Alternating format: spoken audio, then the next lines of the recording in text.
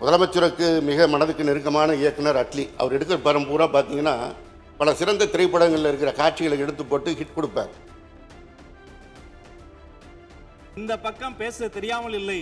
வெற்றி தலைவரின் கடைக்கன் பார்வைக்காக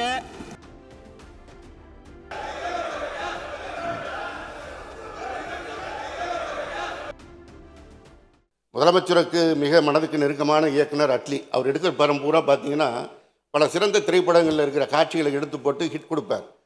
ஒரு ட்ரெய்லர் ஹிட் அடிக்கணும்னா அதில் ரொம்ப கிறிஸ்பாக இருக்கணும். மாண்புமிகு பேரவைத் தலைவர் அவர்களே, மதிப்புமிகு தமிழ்நாடு முதலமைச்சர் அவர்களே, மதிப்பிற்குரிய எதிர்க்கட்சி தலைவர் அவர்களே, அமைச்சர் பெருமக்களே, சட்டமன்ற உறுப்பினர்களே, மாண்புமிகு தமிழ்நாடு முதலமைச்சர் அவர்கள் தமிழ் திரையுலகில் இருந்து திரைப்படங்களை விடுத்து மக்கள் பணிக்காக அரசியலுக்கு வந்து விட்டார். ஆனால் அரசியலிலே இருந்த அண்ணன் சிவசேகரன் அவர்கள் எடிட்டிங் என்கிறார், ட்ரெய்லர் என்கிறார். அட்லியை குறித்து பேசிய போதெல்லாம் எனக்கு ஆச்சரியமாகவும்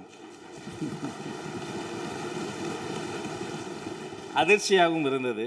இந்த சட்டமன்றத்திற்கும் அன்பு சகோதரர் இயக்குனர் அட்லி அவர்களுக்கும் என்ன சம்பந்தம்?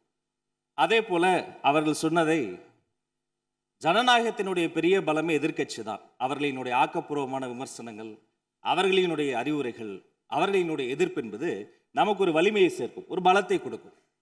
அதே சமயம் விதாண்டாவாதமாக சில விஷயங்களை திரித்து அதனுடைய உண்மை தன்மை புரிந்த பின்பும் அதை வம்பிற்காக பேசுவது என்பது எப்படி சரியாக இருக்கும் என்பதை நாம் புரிந்து கொள்ள வேண்டும். அது மட்டுமல்ல, அவர் குறிப்பிட்டார், காலங்கள் மாறும் காட்சிகள் மாறும் என்றார். இந்த சட்டமன்றத்தை பாருங்கள், காலங்கள் மாறிவிட்டது, காட்சி மாறிவிட்டது. மாண்புமிகு பேரவைத் தலைவர் சொன்னதை போல நான் ரசித்து கேட்டேன் அந்த வரியை. அன்றும் இன்றும் என்றும் தமிழ்நாட்டு மண்ணுக்கும் மக்களுக்கும் ஒரு குணம் இருக்கிறது. மாநில உரிமை, தமிழ் மொழி எங்கள் உயிருக்கு மேல், தமிழெங்கள் பேச்சு, தமிழெங்கள் மூச்சு, தமிழ்தான் எங்களினுடைய ஒரே பிரதான உயிர் இலக்கு. நேற்றும் முதலில் எது பாடப்பட வேண்டும் என்ற ஒரு விஷயம் வந்தபோது தமிழ்த்தாய் வாழ்த்துத்தான் முதலில் பாடப்பட வேண்டும் என்று ஒன்றிய அரசின் சுற்றறிக்கையை மீறி தமிழ்த்தாய் வாழ்த்தைக்கு முதலிடம் கொடுத்தோம். என்றும் அதைத்தான் நாங்கள் பின்பற்றுவோம் என்று சொல்லி நம்முடைய சட்டமன்றத்தில் மேகதாது உள்ளிட்ட பல்வேறு பிரச்சனைகளை பேசி ஆக்கப்பூர்வமாக இதை டேக்கிங் ஃபார்வர்ட், அடுத்த கட்டத்தை நோக்கி நாம் சென்று கொண்டிருக்கிறோம். மீண்டும் 2 மாமன்ற சட்டமன்ற உறுப்பினர்கள் அவர்களுக்குள் இந்த வார்த்தை விளையாட்டை பேசிக்கொள்வதை விடுத்து ஆக்கப்பூர்வமான அரசியலுக்கு நோக்கி நாம் செல்ல வேண்டும் என்பதை மாண்புமிகு பேரவைத் தலைவர் மூலமாக கேட்டுக்கொள்கிறேன். நன்றி.